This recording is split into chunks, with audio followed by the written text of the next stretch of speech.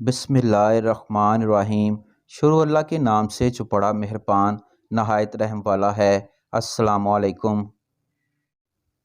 حضرت سیدنا عقلمی رحمۃ اللہ علیہ فرماتے ہیں، مجھے بصرہ کے رہنے والے ایک شخص نے بتایا کہ میں نے پرکشش اور باروب شخص کو اون کا لباس پہنے دیکھا۔ اس کا نام پوچھا تو اس نے علی بن محمد بتایا۔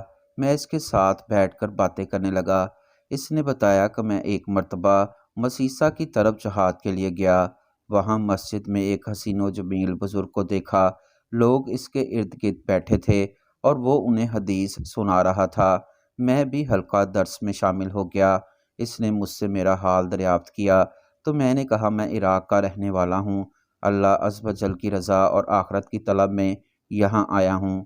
یہ سن کر بزرگ نے مجھے دعائیں دیتے ہوئے کہا، اللہ عز و جل تمہیں پاکیزہ زندگی اور آخرت میں عزت والا گھر عطا فرمائے۔ اے بندہ خدا، مجھے تم سے ایک حاجت ہے، میری اس حاجت کو رد نہ کرنا۔ میں نے کہا جی بتائیے کیا حاجت ہے؟ انہوں نے کہا ہمارے ہاں قیام کرو اور ضیافت کا موقع دو۔ میں ان کے پاس رک گیا۔ میں نے دیکھا کہ میرے میزبان کو اللہ رب العزت نے دن کو روزہ رکھنے اور عبادت کرنے اور اعمال صالحہ کی دولت سے مالا مال کیا ہوا ہے۔ میں ان کے پاس ہی ٹھہرا رہا۔ ہمارا لشکر جہاد کے لیے روانہ ہونے لگا تو میرے اس بزرگ میزبان نے مجاہدین کے لیے کثیر ثمار خورد نوشت فراہم کیا اور خود بھی لشکر میں شامل ہو گیا۔ اس کے ساتھ 10,000 مجاہدین بھی لشکر میں شامل ہوئے۔ ان کا جوان بیٹا جو اس کے گھر کے انتظامات سنبھالتا تھا وہ بھی مجاہدین میں شامل ہو گیا۔ ہمارا یہ لشکر دشمن کی سرحدوں کی طرف آندھی اور طوفان کی طرح بڑھنے لگا۔ جب دونوں لشکروں کا آمنا سامنا ہوا تو ہم نے دشمنوں کی تعداد بہت زیادہ محسوس کی۔ کفار کو انجام بد تک پہنچانے کے لیے مجاہدین اسلام کفار کے لشکر کے سامنے سیسہ پلائی دیوار کی طرح جم گئے۔ اس بزرگ نے مجاہدین کا حوصلہ بڑھاتے ہوئے انہیں جہاد پر خوب ابھارا۔ پھر اس بوڑھے باپ نے مجاہدین کو مخاطب کرتے ہوئے کہا، اے نوجوانان اسلام، جنت کے دروازے تمہارے سامنے ہیں، اپنی شمشیروں کے ذریعے انہیں کھولو اور دشمن پر ٹوٹ پڑو۔